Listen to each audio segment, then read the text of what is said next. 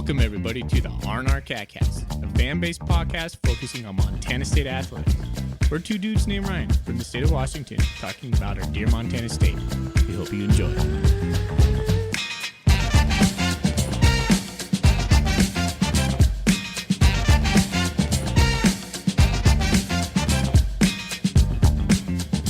All right, welcome back, Bobcat fans. Thanks for joining us on another episode of the R&amp.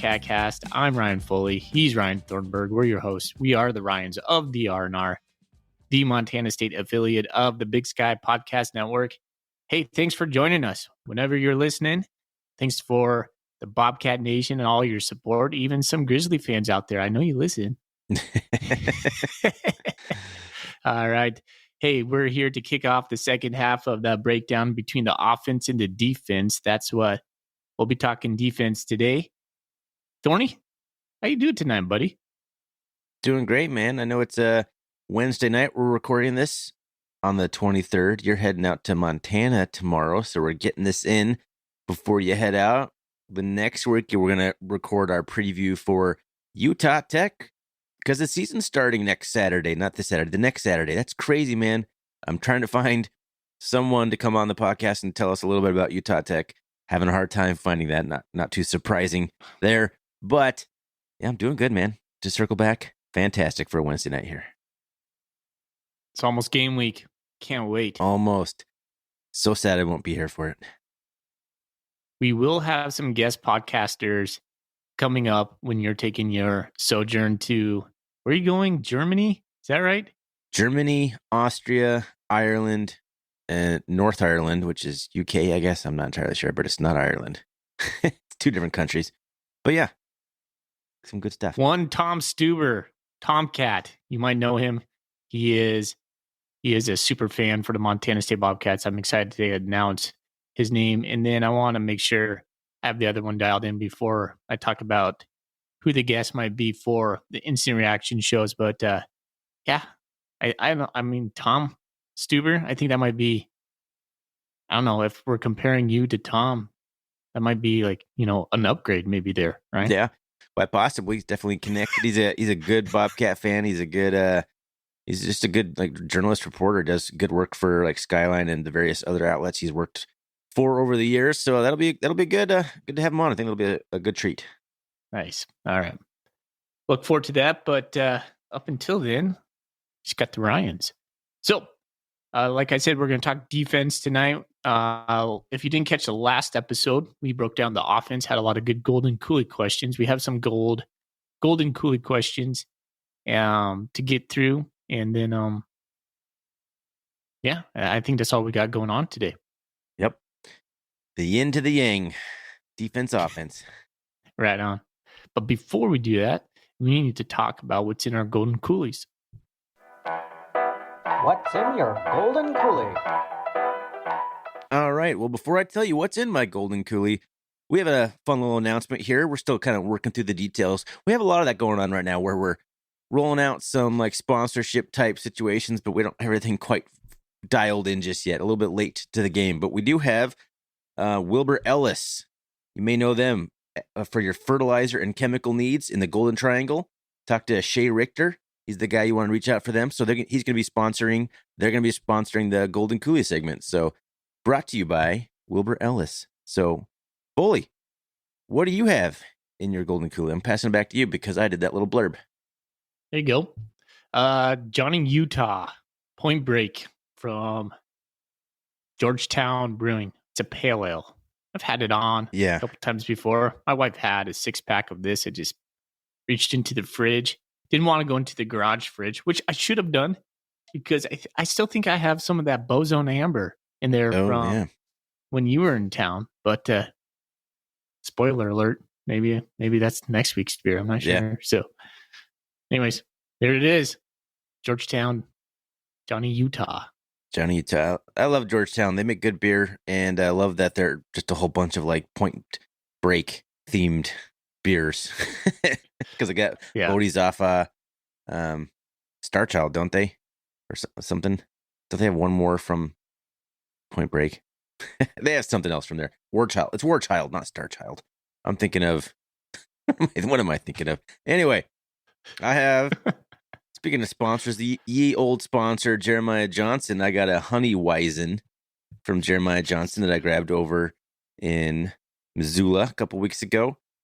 It's good stuff, man. Jeremiah Johnson makes a good beer, and they are now the official sponsor of the Big Sky Conference, so you can check them out everywhere, I guess. But yeah, drinking one of those tonight. So tasty way to start this discussion about the offense. Defense. Damn You're wrong it. already. All right. Good start. Speaking of sponsors, we do have some news, but we got to keep it mum a little bit. But a little tease, it could involve a merch store for the R&R, which is kind of cool. To be determined, some details getting ironed out. But yeah, I'd be pretty stoked for that. So we'll keep you posted when we can say a little bit more. But good stuff. We got some soup simmering. All right. Cool. Well, so the format for the offense last week was we just went position by position, basically going down through the depth chart that was released in the 2023 summer kickoff prospectus. We're going to do the same thing for the defense, and we'll just annotate some comments on that and from what we know and what we've been hearing, and we'll take some golden coolies thereafter. All right. Sounds good. How much of a breakdown do you want to go? Do you want to go like defensive tackles versus DNs, or just the whole D line at once? And corners versus secondary. Let's go like the two deep. Let's just read it kind of like it is on the depth chart. That'll help me. I'll just kind of breeze down through it. But then if you want to kind of collectively talk about the groups, we can certainly do that. We just said we're going to talk about the groups, and now you want to read it all at once? Now I'm confused. All right, just follow my lead on this one. We're going to start off with the defensive end, okay? Okay. So Brody Greeby's listed as a starter. He's from Melstone, Montana. His brother's on the team too. Did you know that? He has a little brother on the team. That's pretty cool. 6'3", 200, well, let's just call him 250. These weights, who knows, right? These might be from the spring. Yeah, he's a junior. This is a spring roster you're looking at. Okay. And then backing up Brody Greeby is we have Kenneth Iden the fourth. A guy I'm really high on. He's a sophomore. He's 6'1", 241. Any thoughts on Greeby right there? I mean, Greeby's a stud, man. I think he's going to have a big year in terms of his impact.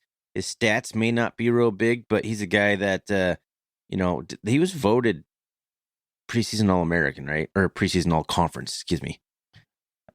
I'm pretty sure he was. But the point, he has respect. Teams had to prepare for him. He's going to have a good year. I love Greeby on the strong side. I could see Kenneth Iden popping over to what they call the rush side as well, or maybe vice versa. Maybe Brody holds on the rush side, and then Kenneth Iden goes on the other side. Getting both those guys on at the same time, I don't know. Maybe that's a question for someone else besides us. I know Vim would know something like that if they would play at the same time. But Kenneth Iden, to me, is kind of one of my breakout stars of the year. I think he's going to be a guy that we depend on. We need him, right? I mean, we talk about being the depth on the defensive line and the offensive line. He's a depth piece, and he could be certainly a starter for most teams in the Big Sky. So I'm really high on both these guys. All conference guys, both of them, they have that potential for sure. So we're pretty stacked right there. So are they Daniel Hardy? I don't know about that, but they're pretty stacked. I mean, they're awesome. Who is Daniel Hardy? That guy was a freak athlete, number one. But going back to that, if you listen to our preseason preview episode, we had a listener Golden Coolie question about starters. You had to pick the starters for the offense. I had to pick the starters for the defense, pretending I'm the defensive coordinator. I had Kenneth Iden starting on the weak side, the rush side, over Ben Seymour, which, thinking on it now, might have been a little crazy. But the point is, I had him on that side, though. I think it should be like Seymour and Iden kind of switching back and forth, like you were saying. I'm not sure I really see Iden on the strong side, but maybe he developed that skill set now, and he's maybe more than just kind of a pass rushing specialist, or maybe they want to have him and Seymour at the same time on passing downs, where you have two guys that can really get after the quarterback on both ends. I don't know. Yeah. I think, there's enough talent and athleticism on here that I think Garza can play around a little bit with where guys are lined up. I thought Brody gave himself a little bit too much of a, shadow, or trying to live up to Daniel Hardy's, exploits the year before. I thought Greeby was having kind of a hard time with that last year.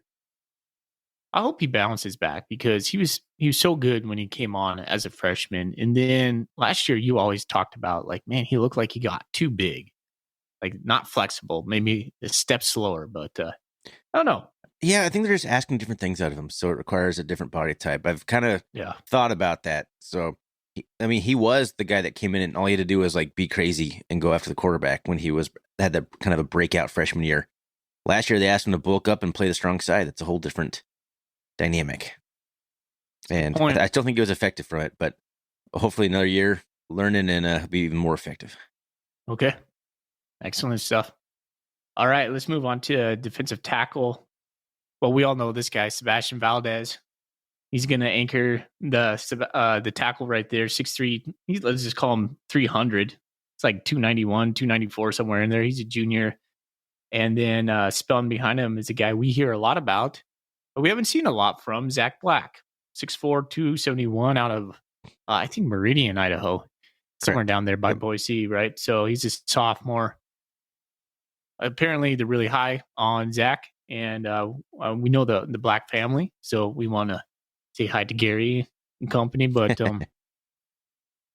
yeah, I mean, that's a strong position for us right there. I mean, Sebastian Valdez is the dude, right? He's the name. He is the guy on the defense that when you think Montana State, you should think Sebastian Valdez. Yeah. So this is I agree, Sebastian Valdez, and he's listed now currently at 284. So he's kind of that, just that lean, wider body, but not like real thick kind of body frame. And I think it's perfect for what we ask out of him. And what I'm thinking with the starters here, and it's hard to talk about one defensive tackle without talking about the other, and because we're talking about depth here, all these guys are going to be rotating all over the place. So Blake Schmidt's the other guy right next to him. He's listed at 6'2", 288. I think he's primed to have a real big year. I think he gets kind of overlooked a little bit in the scheme of how good the defensive line is. I think he is almost as good as Valdez. I think he's right there. I think those two guys are some of the two best defensive tackles in the league. But where the Bobcats really need to improve is the depth. And you mentioned some guys already. Zach Black, I think the coaches are high on him, and he's going to have a big year. We're going to have to count on a lot of these guys to produce if you want to go deep in the playoffs. Because you're a guy that been here for a couple years, and I'm hearing he had a pretty good camp, and he's the biggest and strongest he's been since he's been here. Is Blake Heel? He's 6'3", 273, number 33. Great number, love that number. If he can take one more step for his senior year, he's one of the few seniors along here, kind of lean into that veteran role in his senior year, the backup role, but just kind of be a little bit of a leader and kind of get stuff done. I think Zach Black and Blake Heel, I think, are two guys that kind of are important pieces for this defensive line to take a next step. I think you're missing one guy in Paul Brott. Yeah. No, I mean he's on here. I don't know. I didn't have him penciled in as like that important piece, but every single guy on here has to produce. But Brott will be called upon. Brott will play plenty. He's the young buck, though. I guess he's the same age as Black, sophomores, but seems like he's just a freshman for some reason. So it's been kind of interesting, like listening to all the fall camp stuff, and then I was able to view into that quarterback club meeting.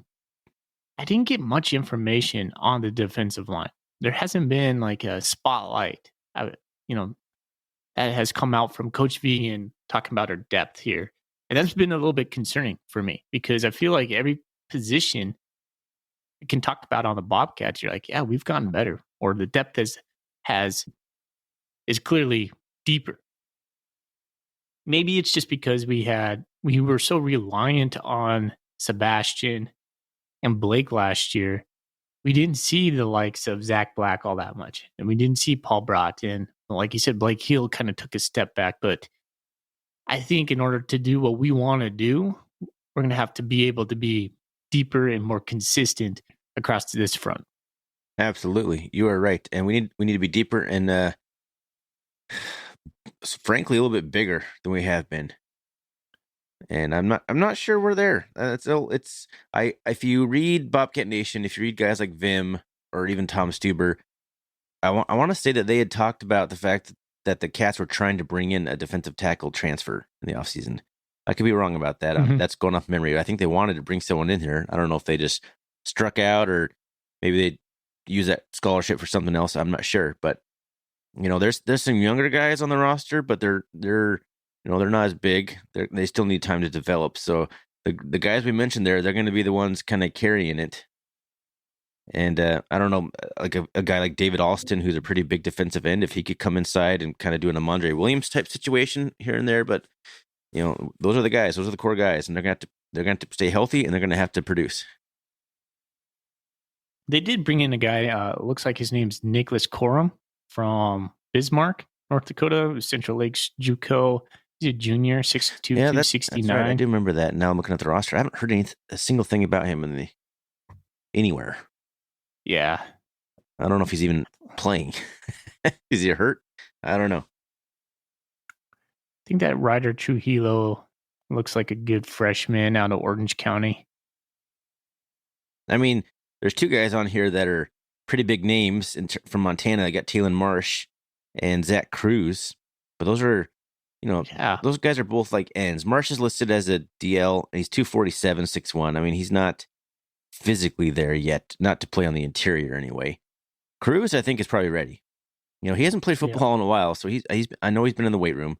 Guy like that, sitting around waiting to get kind of back into football. We don't need to kind of hash out what happened with Zach Cruz, but this is probably his third year in college, or would be his third year after high school. He hasn't played like any, but I know he's been in the weight room, so he's probably like 20, pushing 21 years old at this point. So he's not just a freshman sitting there at 6'4", 228. He's older. Yeah, I guess if you're talking defensive end, beyond Ben Seymour and David Alston, who are 1-2 on the rush end, Hunter Parsons is a name that popped up to me. Mm-hmm. That I think I've heard Coach Vegan talk about. So, the defensive end on that side. So, a lot of young guys, a lot of unproven guys. I guess that's when we come back kind of full circle. We talked about that and just the depth. We just haven't seen it. So, depends on who's our defensive line coach. Sean Howe. Yeah. Really like that guy. Like, he's been here the whole time with Vegan. Solid coach. When I talk to the parents who we know on the defensive line, all the players really love him. And there was like a lot of hesitation when he was hired, I remember. Yeah. The people weren't happy with that for various reasons. I don't know if it was his track record, his resume, or the guy they're replacing that was really loved. Who was it? Byron Hout. Byron Hout, yeah. So I think it was just a case of, you're not Byron Hout. But I think he's proven to be a pretty good coach. I wanted Byron Hout to be the head coach at one point. You did, yeah. I was going down a deep dive at that time in my life. Joe was leaving. I was like, let's keep this thing going. He's that choke guy. It could still be in the cards, man, like down the road. So you could circle back. There's, we could have a whole episode on who could take over. Coach Vegan leaves, like who could take over, or, we really, the elephant in the room with Willie Mack and Taylor Housewright, whatever happens on that front, there's some good discussions to be had about who could fill in those positions. And I think there's the guys already. We know the guys that could be the dudes. That sounds like a May podcast. Yeah, May, June, that one. Right in the middle of like late spring, early summer, when there's just nothing going on. All right, let's talk about let's fantasize about who could replace Brent Vegan when he eventually moves on. Yeah, right. But although we might be forced to talk about defensive and offensive coordinators, but we'll see what happens, man. Yeah, there's some pending stuff happening there. We haven't talked a whole lot about that on this podcast. I just wonder a little bit how much of a distraction it ends up being during the season. And ultimately, if there's anything decided in court during the season, what happens? Like, what decisions are made? So there's just question marks. Like, they're already planning for it. Like, you would think scenario so. A and scenario they B. have like, to. there's already a pecking order is the right term, but there's a plan. There's a plan. There has to be a plan. You told me before that you think Brent Vegan is playing chess when everyone else is playing checkers. And I know you mean that more in terms of like probably game planning and stuff, but I think it probably applies here too. I think he's got some moves planned out ahead. But not a fun situation for the Bobcats right now with this hanging over the head. It's bugging me. It's been eating me. I just want resolution one way or the other, you know? Gotta be patient. I know. Gotta let this thing play out. I know. And that's the official stance of Montana State, and it is what it is. Ben Seymour.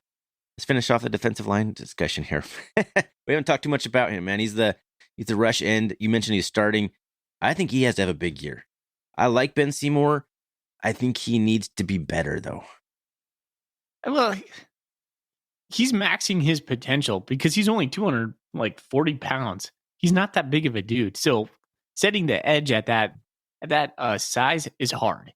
And he can't help that. I mean, he is who he is. He is who he is. So is he being utilized incorrectly then? I don't know. Like, could David Alston, the guy spelling him, could take a step forward and be that guy. He's just been so streaky. Like, David Alston gets in there, he's like, holy cow. He flashes and then he just disappears. So we need some more consistency from him. Mm-hmm. But yeah, both those guys are seniors too, by the way.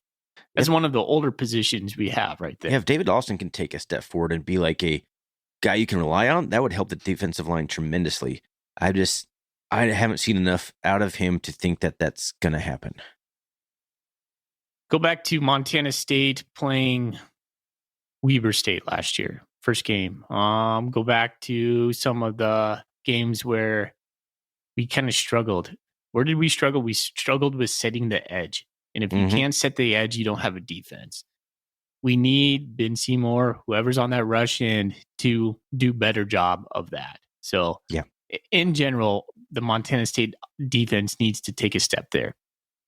No, I mean, we put our linebackers and our safeties in pretty bad positions last year. Just like a running back just takes a handoff, angles to the right, and then just runs around the edge, and all of a sudden he's free. Yeah. And we did not tackle well a lot of times. There's a lot of problems with the defense last year, but, you're putting guys on one-on-one tackling situations. That's never easy. No. So, anyway, I think the defensive line will be better.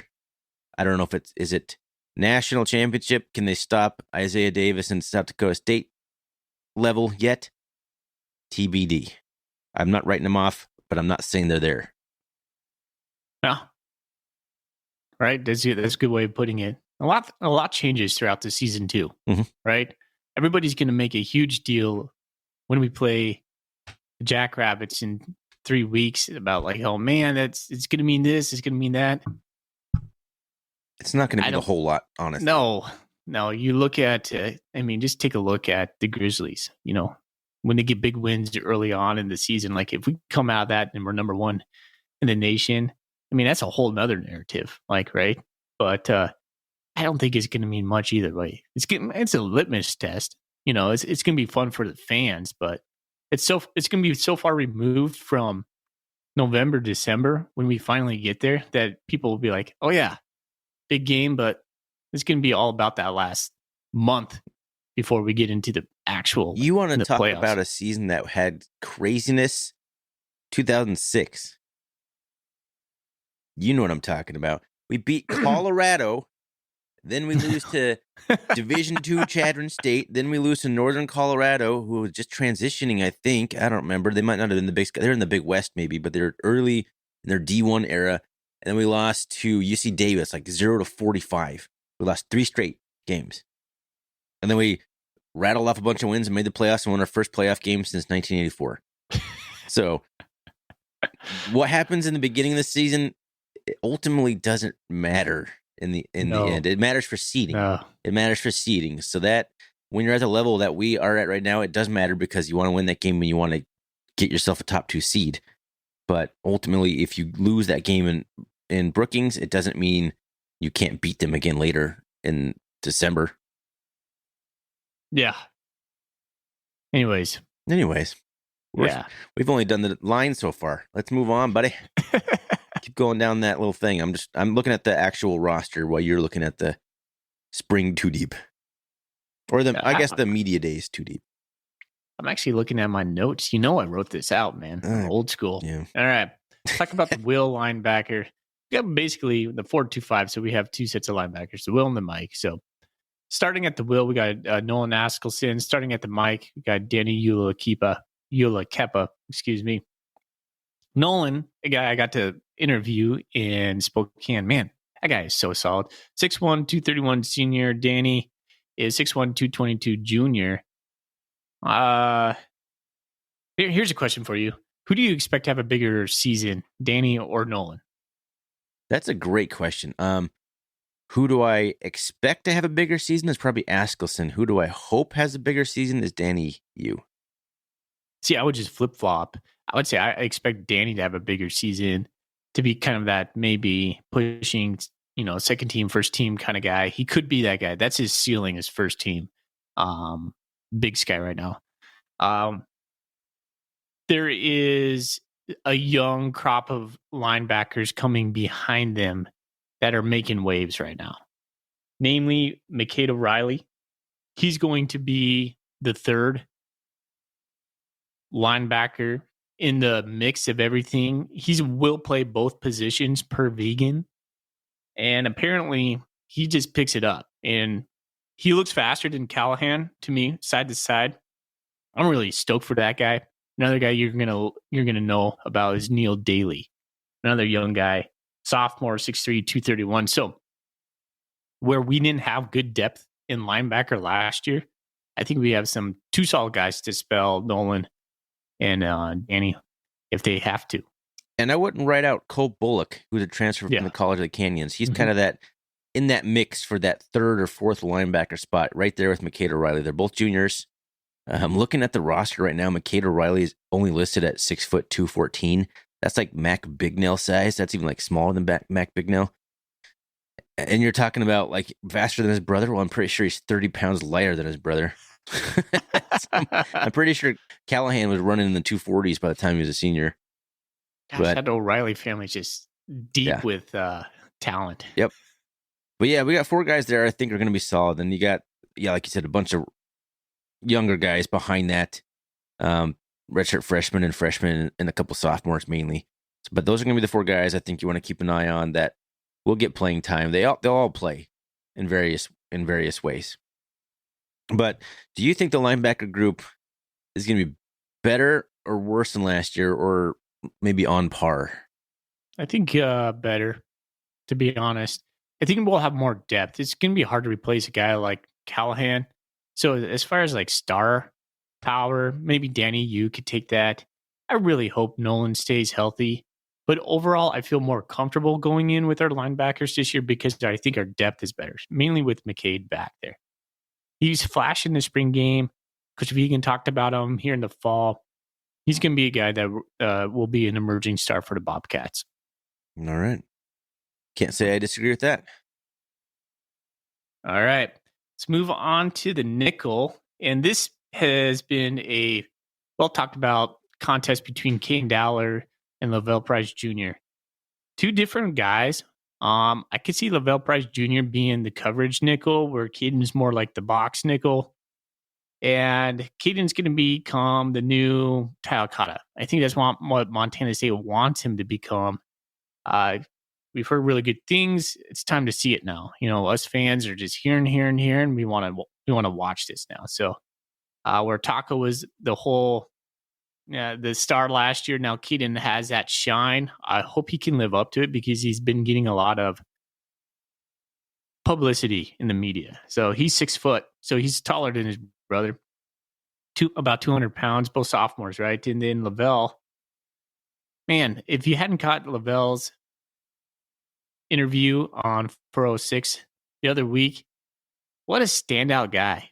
Super pumped that guy's a Bobcat. Like, talked about just like, things have been hard for him. He's been, working at getting some playing time here and there. And he just done it. He's done it the right way. He stuck with it, worked hard. Now he's getting his shot. So super happy for him. But quite a bit different. 5'8", 194. He's a senior. Started out as a corner, so he has that corner ability. I can see those guys switching depending on the down. I could see Lavelle coming in and passing downs, maybe Caden coming in. I don't know. I think Caden's going to blitz. I think they'll use him as a blitzer as well. So, hard to say. It's hard to say. I do think that you're right on the split. I think both guys will play, and I think it will be dependent on the down and situation. You say 194 on that 2 deep Lavelle Price? It's pretty funny. I've been kind of like watching what you've been saying, and some of it is like they're lighter, and some of it's like Lavelle Price is 184 on the official roster. Like 194 sounds pretty bulky for Mr. Price. No offense, Mr. Price. 5'8", 194 is a pretty stout figure. But I feel pretty good about it. Like, it's going to be hard to replace Ty Okada. One of my all-time favorite Bobcats to ever play, and who just got better and better and got himself all the way worked into like a tryout spot with the Seahawks, which is insane, impressive for what he started out with, like the size of him, like coming into Montana State, like the pictures of him as a freshman, just a scrawny little guy. And time he was like a senior, was just beefcake for his frame. Then the other guy we've heard a lot about, or at least I had previously, I haven't heard about him too much lately in the fall camp, I guess, is Aiden Parks. The guy that I think he's there, a guy that could be potentially mixing it in there. He is a 6 foot, 219 pound sophomore, man. He was a highly regarded recruit coming into Montana State as a linebacker. I remember him being one of my favorite guys of the class that he was in. I thought he could be the star, but he hasn't really found his footing yet. But perhaps moving him to safety or nickel, he might be able to find some playing time and kind of show what he can do. So I think we got 3 pretty good choices there to replace Okada, who was kind of the everything guy there. But it's interesting looking at the roster here. They do have Ryland Ort listed officially on the website, safety/nickel. And there's only 3 guys that have the designation. It's Ryland Ort, Caden Dowler, and Lavelle Price. Yeah, because Ryan Lort plays strong safety. I think some of the roles get the same on the nickel there. I think Nichols is in this 4-2-5 defense is a star position. It is a very important position in this defense. I think going forward, you'll see like star players playing nickel for Montana State. It's going to be something, when you talk defense on Montana State, you will know who the nickel is going forward. And I think they want Caden to take that role. But I'm also really stoked to see Lavelle out there. So I'm tickled, man. I can't wait to watch these 2 guys. Kind of like the old buck position with Jamie Marshall and Rob Ash. That was like, you knew who it was, and he was damn good. That's kind of like how it is now with the nickel. You're right there. I think that's a good observation. Okay. Now let's get into the secondary. The much maligned secondary from last year. Everybody was complaining about, including us. This is where I think we're going to take some big steps going into this season. Start on one corner. We have Miles Jackson and Devin Davis. And we're going to talk about a lot of these dudes where we haven't seen them. There's going to be a lot of rotation in there. Miles Jackson's 5'11", 190 junior. Devin Davis is listed as 6'1", 195 sophomore, at least on mine. You're shaking your head over there? Oh, no, I was burping. trying to disguise my burp. Devin Davis was slated to start last year before he got hurt. I think he got hurt right in camp or something. Yeah. So he's had a rough go. Talk about another guy who had such a good interview with 406, right? He just seems like such a likable guy. And man, I'm just rooting for it. Like, he gained a fan in Ryan Foley for sure. So I think Devin Davis could play both sides of the corner. But any thoughts on those two dudes? I really like Devin Davis. I like his size. Obviously, you look at it, 6'1", 195. Yeah. If you can get a guy who can cover pretty well in the Big Sky Conference at that size, that's a huge, huge plus. And I think Miles Jackson is a guy that they've been high on for a couple of years, and we've been kind of waiting for Miles Jackson. Like, he was a pretty highly recruited guy himself. Like, okay, he's a junior. I've always kind of said, like, if by the time you get to be a junior, you got to kind of start, producing, right? Yeah. If you're either going to fade into being a role player, backup player, which is fine. There's nothing wrong with that. Or you need to take that step by the time you're a junior. I think Miles Jackson has that ability to do that. He's 5'11", 194, which is pretty good size, especially in the FCS in the Big Sky. 5'11" is plenty big. So we got some pretty tall cornerbacks, and I think I feel a lot better about the position group than I did last year. So this spot opposite of Simeon Woodard, the other corner, this is where we could see a freshman come in, and the name that's been popping right now is a guy named Andrew Powgel, a 165-pound freshman from, I think, Woodland, Texas. What's his height there? I haven't. 5'10", 171. 5'10", 171. Yeah. Well, Coach Vegan was talking really highly of this guy, and we got to see some tape. Oh, you're talking about, I'm sorry, Andrew Powder. Yeah, he's 5'10", 164.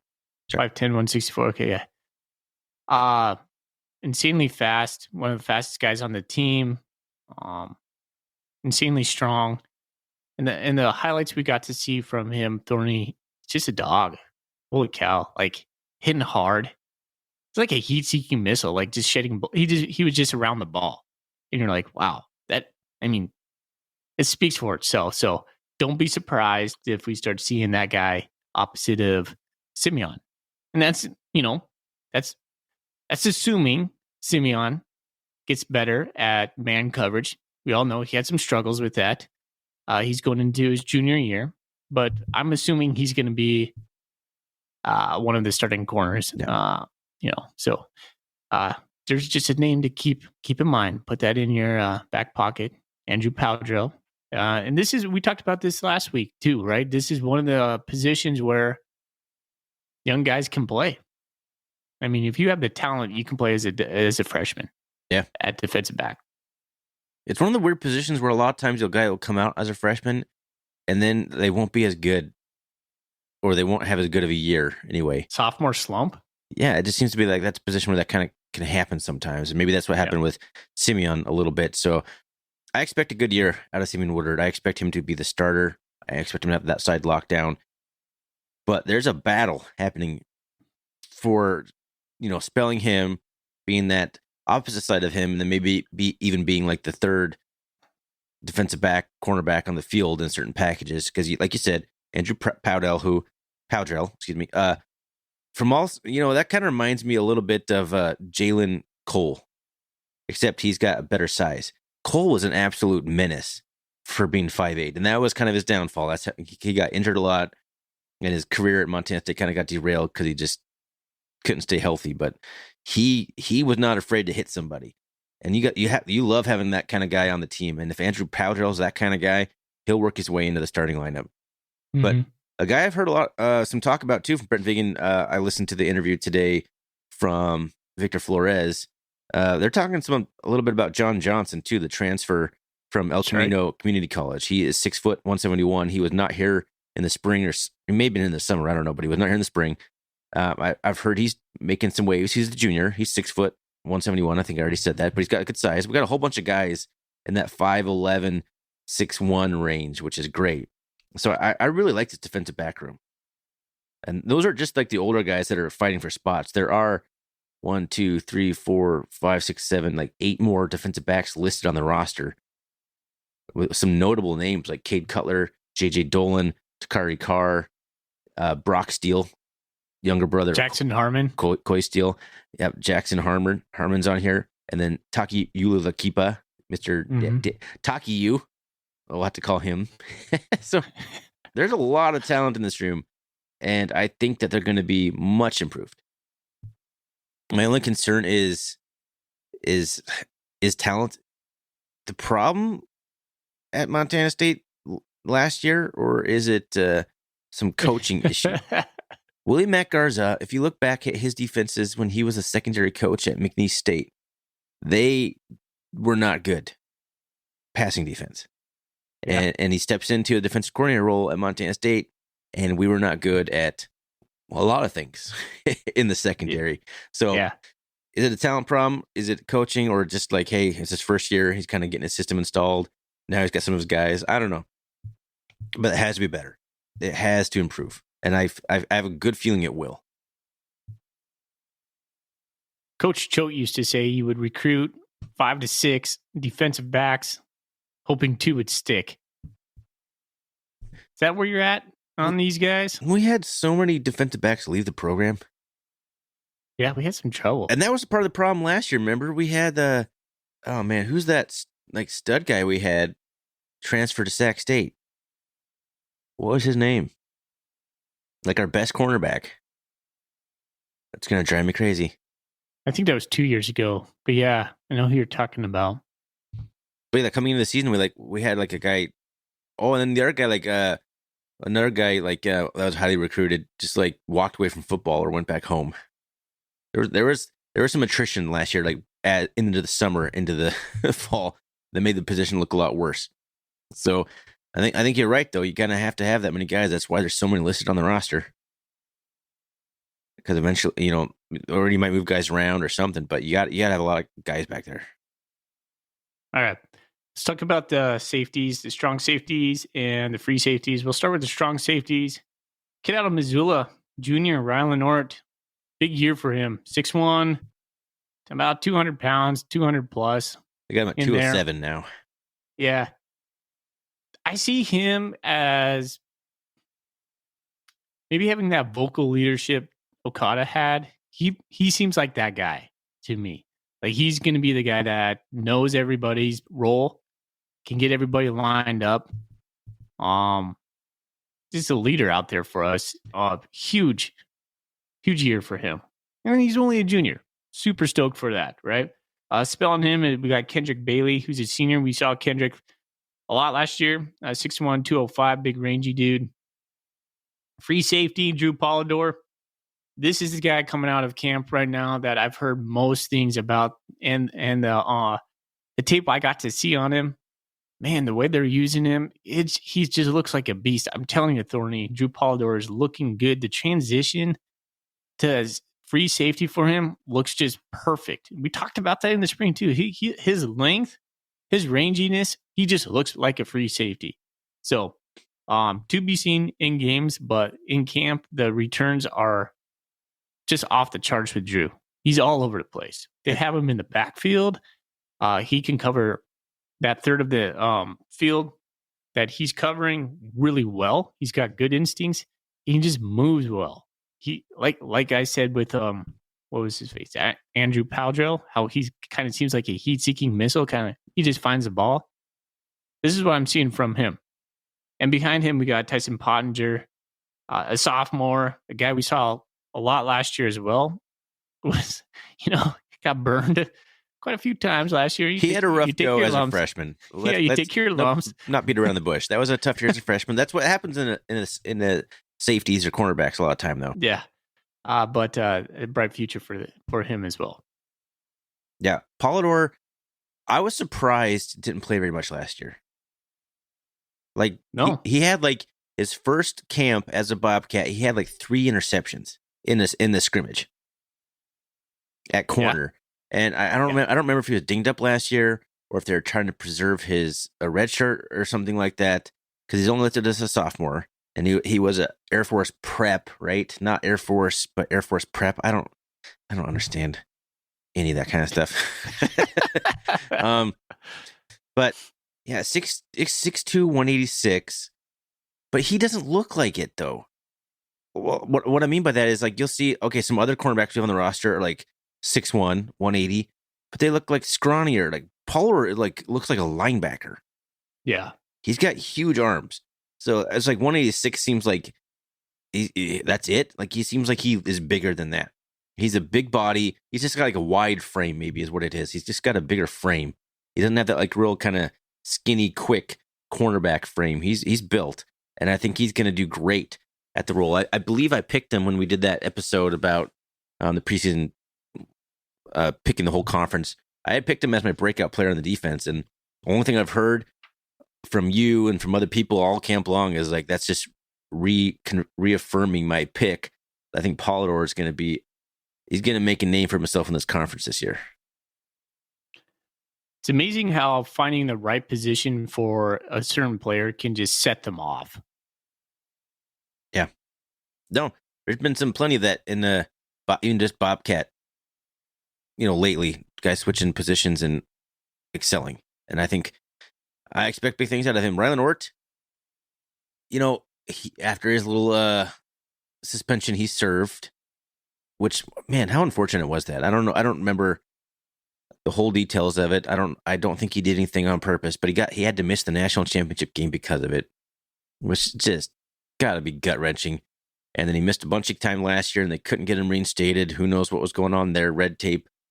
Who knows? But he got back in, and everyone was just... I remember the prevalent thinking was, Rylan Ort's going to fix this defense. Like, just day one. I think there's people that were that hopeful, and it didn't turn out to be the case. Yeah. But he got better and better as the year went on, though.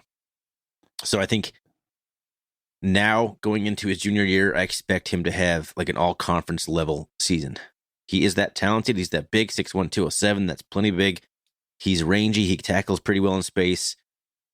He's one of the better tacklers in the secondary. I don't know if anybody back there is an elite tackler, but I know a few guys back there are not great tacklers. So the fact that he is, I think he's pretty darn good tackler. I think that's going to be just fine. I think a combination of him and Polidor is going to be an imposing, good combination for the Big Sky. I think we'll ask a lot out of our safeties because we play a lot of man coverage. Yes. We're not just playing like two high shells where you're just taking a quarter of the field, right? So Rylan is almost like he has duties where, he has to come up in the box just like a nickel. It's almost like a nickel hybrid, right? Yeah, we ask a lot of these guys. They need to know a lot of what's going on. They need to be aligned correctly. These are tough positions. Young guys are going to take their lumps here, but between Polidor and Ort, I think that's a really good 1-2 tandem right there. Yep. I think better than we've probably had in a while, to be honest. They kind of use Ort, and I didn't really make this connection. And I'm blanking his name. It's going to kill me. He reminds me, and he has the ability to be like that Bryson McCabe. That's who it is. Remember him? Yeah. The safety for Jimmy Marshall, transferred from South Dakota State, I'm pretty sure. He was like 6'1", 220. He was pretty big, but they used him a lot at the line of scrimmage. He was a really good tackler. He was really hard. Who's your favorite safety of all time? I mean, that's an easy answer, man. It's Ryan Force. Oh, serious? Yeah, man. I loved Ryan Force. That's my formative Bobcat years. Unless you're someone that's like head and shoulders above anybody I liked in that mid-2000s range, there's a lot of guys that are top of the list still. Like Ryan Force over Kane Ione? Yeah. Oh, whoa. Honestly, like I didn't really, like Kane Ione doesn't have a lot of Bobcat memories with me. I think he was kind of on his way being a senior when I still wasn't really paying much attention to Bobcat football. Okay, fair enough. So I think that's the problem is that I just wasn't really into Bobcat football just yet. So that's kind of the same way with Ryan Johnson a little bit with me. Like most of his career was spent before that 2002 season, which kind of cemented me as a fan. That was his senior year, right? Like he got to play. And I didn't really even pay a whole lot of attention that 2002 year either. But the 2003 is when I became like mega super Bobcat dude. All right. It took some time. Man, there's our defense. All right. Well, we have to talk about. Well, I guess let's wrap up some thoughts overall on the defense. Anything else you want to say? Just the entirety, the group. Well, I think we're going to get into some of the thoughts I want to say when we read the Golden Coolie questions. So I'm not going to say too much right now, unless you have like a pointed question for me. I don't have any questions. this is the group that needs to improve. I think the offense is going to be better than they were last year. The defense doesn't have to be elite, I don't think, but they have to be better than they were last year. Yeah. And are they good enough to stop the Dakotas from running for 300 yards a game? I don't know, man. I don't know either. I wish I could say like, oh yeah, man, we got this. But it's not like black and white right there, because then you could say, well, if we're not, can we outscore them? And we might be able to outscore everybody.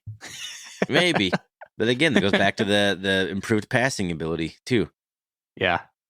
So much to be answered, right? So many questions. But that's why we love it, man. That's why we do this. That's why it just matters so much more every time you get deep and deep into the playoffs. So we're all going to watch the first month. It's going to be beautiful weather, but keep in mind, fans, that the first month doesn't necessarily dictate the last push. Right? Oh, there's going to be over and under how many coaches are fans wanting to be fired. Oh yeah. Yeah, that's where we're at right now. So like that's like a curse of being a good team, is just the hyperbolic takes and craziness on the Bobcat Nation. And I'm not on Twitter anymore, but you love it and you see it every day. You get to see the worst of America right there. Like, what if we come out and we beat Utah Tech like 17-7? The Bobcat Nation will explode. Meltdown City. Implosion. And I will be grumpy too. Like, we will, but just got to take those steps back. Yeah. So, all right. So I know you got some Golden Coolie questions at the end, but we need to talk a little bit about the specialists. Oh yeah. We got it. We got to do it. The new guy, the tall drink of water, the 6'9", punt it out of the stadium. Oh my gosh! And I don't. What is his name? I don't have it in front of me. That's really good podcasting.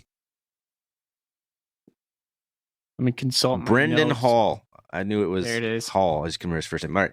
Yeah, 6'9", 232. Transferred from SMU. He's a junior.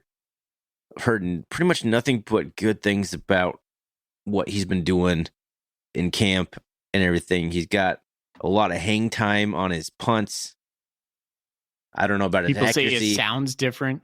People say it sounds different. Well, it's probably because you have to drop it an extra 2 feet, There's a whole debate on that. It spins different. It's knuckling up there. People are having trouble catching it. He's basically Randy Johnson of punters. Yeah. The big hang unit. Time can we just call him the big unit? 10 seconds. Can we dub that right now? Just joking. That's ridiculous. 10-second hang time. Who's our punter last year? The ball Bryce catches Layton? fire as it re-enters the atmosphere. Who was what? Sorry. Was it Bryce Layton last year who was our punter? Yes. Yeah. Okay. And he was fine. Yeah. So he was fine. The thing I heard was if Bryce got 4 seconds, that was good. If Brendan's getting 4, it's bad. So, just his ability to not only get 40 to 50 yards on the pump, but 4 to 5 seconds of hang time, that's huge for us. And because it's that high and has some wicked spin, apparently, it's really hard to track. It's kind of like a foul ball that's just moving on you.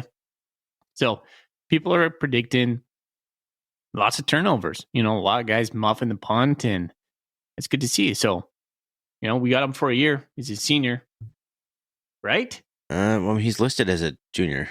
Never mind. I was wrong. We got him. My question is, if Mr. Rocket Leg put the spin on the ball, no one can catch it, weapon, why did he transfer from SMU? I mean, it says he's mechanical engineering, so that could just be the simple answer right there. Yeah. But I doubt he lost his job at SMU, or did he? If he lost his job at SMU. I don't know. Punting's a weird... I've always felt like kicking, like if you can kick, it doesn't really matter where you play. You're not playing against competition. I guess you're now... Can you handle giant stadiums with all the pressure? You'd want maybe someone who's been kicking at Penn State versus Montana State. But if you can kick it 60 yards, a 60-yard field goal consistently, they'll find you no matter where you play. Correct. So I don't know. You can punt wherever you want. Maybe he just wanted to change the scenery. Maybe he hates Texas. It's pretty hot there in the summer. Hey, so Casey Kotzman's the only other guy who has like kicking duties, and we do have Sam Snead or some sort of. I'm not looking at the roster right now, but there is another guy that's a freshman. But Casey Kotzman could be in the mix for place kicking, but other than that, and Kotzman's out of Butte, and so there's another Butte story for us. But Britton Hall has pretty much punting and kickoffs on lockdown. No, so he has kind of taken that kickoff role. I'm not sure I'd known that. I think so. And then we have our preseason All-American Tommy Sullivan snapping. Yeah, thank you for bringing him up. Got to mention Tommy. He's a weapon, man. He's an asset to the team. Oh, absolutely. He's really good. He hasn't. I mean, just look at our first game against Weber State last year. Doing the importance, the value of a good long snapper. I went back and watched that Weber State game recently, and I still had all the feels. It was frustrating as heck to watch that game. And then it was also fun to watch Jay. Oh my gosh, I'm blanking on his name right now. Jay Hill. There it is. The coach, who's not the coach anymore. No. Just lose his mind on the sideline. I mean, what do you do, man? What do you do? I don't know. Just pack it in. It's just not your day if your long snapper is snapping the ball over your punter's head 4 times. All right. Just give it up. Okay. Can we move on to some Golden Coolie questions? Yeah, of course. All right. Some good ones. Some new guys coming in. I love this. All right. Let's see here. Joe Catch Joe with another good one. Man, this guy asks good questions. If you could add any former Bobcat great to our secondary, who would you add? He says Kane Ione, but the smart pick might be Joey Thomas. A lot of responses to this one, by the way. I don't have it up. Are you going Ryan Force? No, I'm picking Joey Thomas. Joey Thomas? Because I think our safeties are okay. I think we need more help at corner. Oh, so you're picking like right now? Okay. Yeah, if I could like draft a player in his prime to come play on the roster right now, we need help at corner. Joey Thomas. Okay, I probably would pick that, but I'm going to try to be a little bit different than you. Just because why not? Troy Anderson. Skinny Troy Anderson. What was the question? If you could add any former Bobcat great to our secondary. The secondary? When did Troy play in the secondary? Well, he kind of did. Like, he could do really anything. When his senior year, when he played Mike, we asked him to do a lot. So I'm saying take 10 pounds off him. He could run with anybody. Troy would have been the best strong safety ever if we would have put him at strong safety. I pick Troy. Can you bring back a player to a position group that he never played? When his name's Troy Anderson, you can. Yeah, true. Okay, I admit Joey Thomas is the right pick, but I'm trying to be a little bit different. Troy Anderson. You can bring back strong safety. Bring back Ty Okada for another year of eligibility. I wouldn't mind that. Good. Yeah, that'd be up there. It would be up there. Kane Ione, very solid pick too. Gosh, man, Kane just crushed people. Like the way he hit was just different. Like I know you're in love with Ryan Force, and Ryan Force was a great safety. Like to come after Kane Ione, he filled the shoes really well. But Kane had so many tackles, and he hit guys so hard. It was unreal to watch. Yeah. I wish there was like highlights of that out there. Gosh, I could go watch. I just remember being like, how's that guy just continue to make tackles like that? Because he would just square dudes up and just demolish them. I was like, holy cow. I'm like, that guy's knocked out. And Kane would just pop up. He's like, yep, another play. Let's keep going. Good question, He was Joe. a dude. He was a dude, yeah. Great question. All right. Next one. Bleeding Blue, who's online right now. What's your biggest worry with this defense? Good question. That it looks relatively the same. That all the issues we had last year are still issues. Yeah, I don't know if I believe with that. Mine would be the depth on defensive line. I need to see it to believe it. Yeah, I still feel like there's going to be a running back running off to the right. He goes around the edge, and nobody can tackle him in space. Yeah, I should rephrase that. That is my. If I had to guess a worry, that still exists. I actually don't think that's going to happen. But that's like my biggest worry, I guess. All right. Real or not. That's a really good question, by the way, because I think a lot of people have worries about this defense in general. I think, Ryan, would it be accurate to say that your worry comes back to the fact that Willie Matt Garza is our defensive coordinator? Yeah, kind of, yeah. Yeah. If you're going to put my feet to the fire, I don't think it's a talent problem. I don't think last year, okay, maybe a little bit. We had some guys that probably wouldn't start on many other Bobcat defenses of the past. But that doesn't mean you can have a team that doesn't have a lot of talent that still is more fundamentally sound and plays better football than what we saw on defense last year. So I'm not sure it was. I got Kendrick Bailey is a guy we picked on a little bit last year. I'm not sure he is as bad as he looked last year. Did he get put in bad positions? I don't know. I mean, there's all sorts of that kind of story. Like, is it Kendrick Bailey or is it just kind of the coaching? So, yeah, I mean, I'm not sold on Garza yet. Is it not the same scheme as Freddie Banks? Yeah, I mean, it could just be the fact that we don't have Troy Anderson and Daniel Hardy. Yeah. If we would have gone back to Freddie Banks' scheme and Troy Anderson got hurt and Daniel Hardy got hurt at the same time and Chase Benson got hurt, does the defense look like it did last year? Maybe. Well, right. Freddie Banks went to Colorado State and they were getting whacked. Yeah, they were terrible. So he got his payday. He moved on. I'm not sure that was a good move for him in the long run. That's just 1 year though. But it's hard to say. That's a great question. It's really hard to know what the issue was last year. But Bleeding Blue, that is a fantastic question. It's not nuanced because it's so big. It's not going to win the Golden Coolie today, but that is a great question. Mm-hmm. Okay. Rich K says, if Fonzie was used as a pump blocking specialist on defense, would it be worthwhile to try Tommy in that role? No. Agreed. Keep him healthy. Yeah. That's my. No. I think he would do awesome at that. I'm sitting there thinking, like, well, you know what? No, because the guy will punt it and he'll block it with his hand and he'll break his hand. Yeah, he'll break his hand blocking a punt. no, you take a guy who has comp speed like Powdrell, like the guy we were talking about earlier. Put him in there. Yeah, don't sacrifice. Well, there was something that Afonso did, some magic he had. It's not just about speed. It's like bursting through, being able to burst through the tackles. So it's like you want a guy who can break tackles. Yeah. Like put like Jared White or something in there. That's a good point. I like that one. And we have enough running backs. We could do that. Yeah. Put Garrett Kuhn. Garrett Kuhn. He's got the size too. All right. If we're looking for a running back who's blocking punts, Garrett Kuhn's the man. Questions. CNC Cat, new recruit, only 8 posts on Bobcat Nation.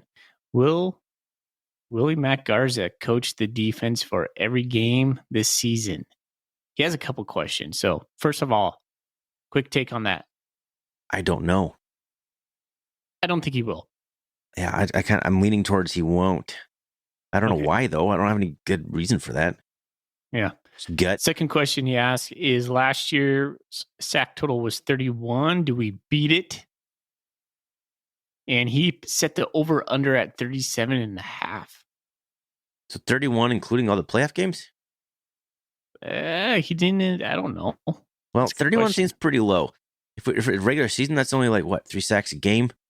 Yeah, we can beat that. Okay. 37.5. Over or under 37.5? Over.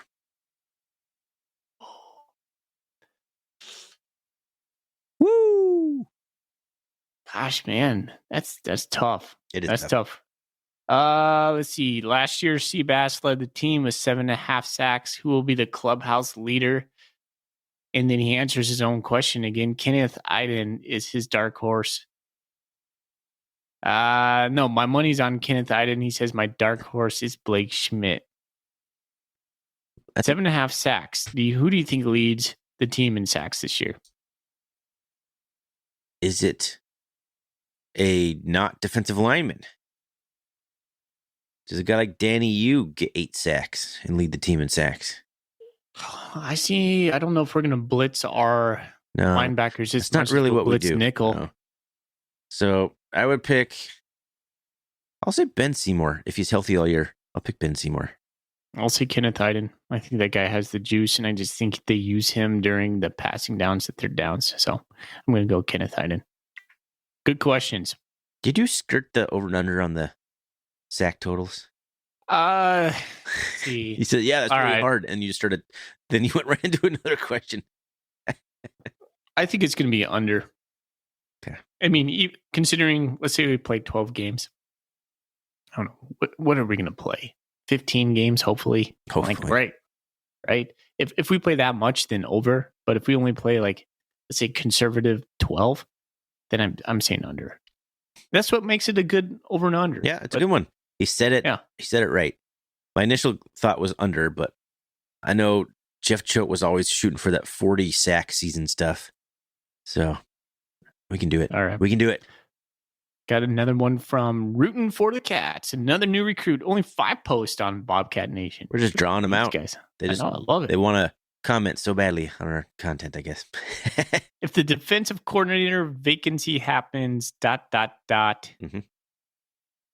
Who is the one current or former, living or dead, MSU coach you would most likely like to see step into the DC role?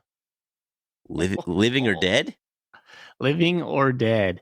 Oh. Step into the DC role. It's a good question. Have you thought about this? I need some time to think about that. Oh, yeah. I've thought about this. Okay. And I'm going to say Jeff Choate. What is it? Was the question that you had to pick a coordinator or just a coach? Okay. Yeah. Let's see. I got to click on. This is why I need a double screen. I don't have a double screen yet. Who is the one current or former, living or dead MSU coach? Okay. Any coach you want. All right. Jeff Choate's a solid answer. Man, that's a tough question. Who would you say is the best defensive coordinator Montana State's ever had? I mean, my knowledge of the Bobcats post 2000 is not great.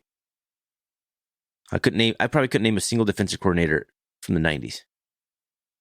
I would say probably Kenyon. When Jeff Choate was, Gregorak was pretty good, actually. I mean, I had 2 names come to mind immediately. One was Freddie Banks. Just to keep the continuity right back. Everyone still knows Freddie. The guys know him. Freddie's back. The other one is, and I'm going to butcher his last name, Pete Kwiatkowski. Who was the defense coordinator under Kramer, has gone on to be a big-time collegiate defense coordinator. Pete K. Oh, yeah. So his defenses were tough, man. Those Kramer defenses, when he was there, were stuff you at the line. You're not getting a yard ever. There's no bend and break. It's all just punch you in the face all the time. Yeah, PK. And that's how his defenses were at UW, right? The same thing. No, he's a defensive coordinator over at Texas now with Choate. AF Cat says already on the staff. Daly. I think Bobby Daly's the next guy. Yeah, I think he's the next guy. Yeah, and that might be sooner than later. Colorado Cat says there's a certain position coach down in Texas. He thinks Jeff Choate too. Freddie Banks, Blue and Gold. Got another Freddie? Yeah. Bobby Daly. 2 votes for Bobby Daly. That's a good question. And I think that's going to take it for me on the Golden Coolies, rooting for the Cats, 5 posts. And you got a lot of people to bite on that one. That's a really good one. You start thinking about who you want to pick as a winner. I got one question on Twitter, which I don't think will be the winner. But so why don't you think about that while I ask you this one? I just told you what it was. Rooting for the Cats. That's who I'm choosing. Oh, okay. Sorry, I didn't hear that part. Okay. The one question we have on Twitter, we didn't get a lot of traction on this one on Twitter. We got Brant BC 406789. I wonder if that's is that Brant Brooklyn? BC 406789. Do you think Greeby gets held a lot? Yes. Brody Greeby gets held nonstop every single game. He arm armbarred to death.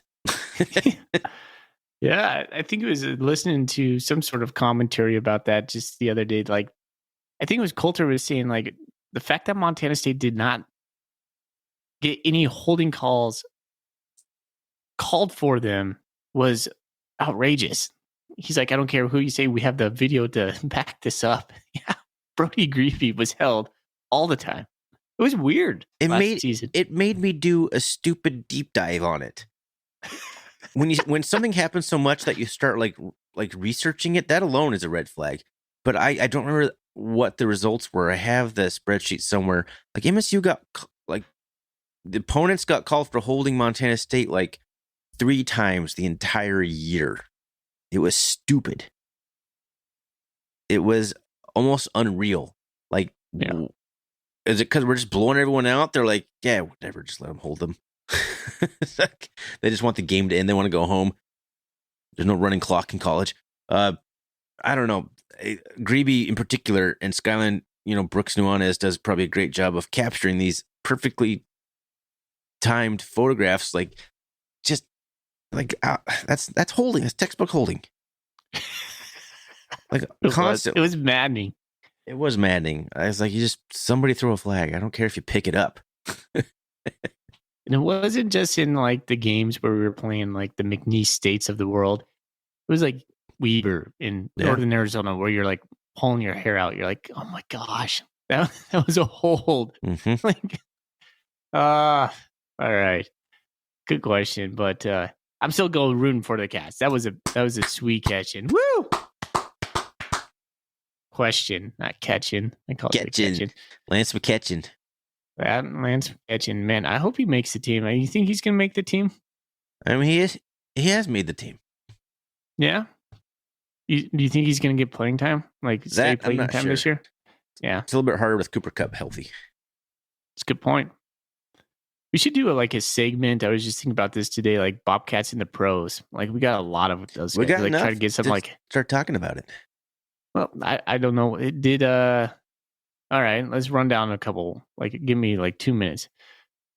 What's going on with Talcott? So you're gonna spring question on me that requires research, and I have not up to date on this. Talcott, as far as I know, is still on the practice squad for the Seahawks. What about Campbell? I think he got cut. Okay. Lewis Kidd still playing, right? Lewis Kidd's still a Saint. Yep, he's still on the roster, like the active 53-man roster. I'm pretty sure. Troy Anderson's going to be starting. He's going to be all league, if not this year, next year. Okay, who else have we got going on? Daniel Hardy. We got some good playing time in the preseason. He's still on the active 53. Okay. Callahan O'Reilly. XFL. Yeah. He got drafted by the Battlehawks. Kevin Cassis. Got cut. Lots of Seahawks. Like Bobcats and Grizz both end up in Seattle a lot for some reason. Yeah. All right. Because Patrick O'Connell's over there. Trey Webb? He resurfaced anywhere? No, I haven't seen Trey Webb pop up anywhere. I feel like we are missing somebody, but that's all I can think of at the moment. All right. I think that's it, buddy. All right. Well, that was fun. That was the offense to the defense from last week. That was the defense to the offense. We just talked about it. I just call it the offense again. Anyway, now you have both a defense preview and an offense preview. There you go, Bobcat fans. Hope everyone out there is excited for the season to start as we are. I feel like it's going to be a special season. I'm very excited to get back into the podcasting groove. I'm bummed I will be gone for the first 2 games, but you're in good hands with Ryan Foley, Tom Stuber, and various other guests that we have potentially in the hopper. We'll see. Thanks again to our new Golden Coolie segment sponsor, Wilbur Ellis, Shay Richter over there. Appreciate that. We'll be hearing more about them in the coming episodes. Thanks everyone to listen for. I always say that every time. Thanks everyone to listening. It doesn't make sense. Thanks everyone. Just go with it for listening. Now it's in my head. Now it's like my thing. It's just something that's going to happen forever. Thanks for all the Golden Coolie questions. We appreciate that. Really makes for fun content for us. Gets us thinking about things we may not be thinking about. We appreciate that. You can always shoot us questions on Twitter, X at RRCatcast, on bobcatnation.com, recurring Golden Coolie thread we have there, or just the other Catcast release thread where I post new episodes. That one's fine too. rrcatcast@gmail.com is our email address. We have a website, rrcatcast.com. And fully, man, that's it. Let's get out of here. Go Cats. Go Cats. Go Cats.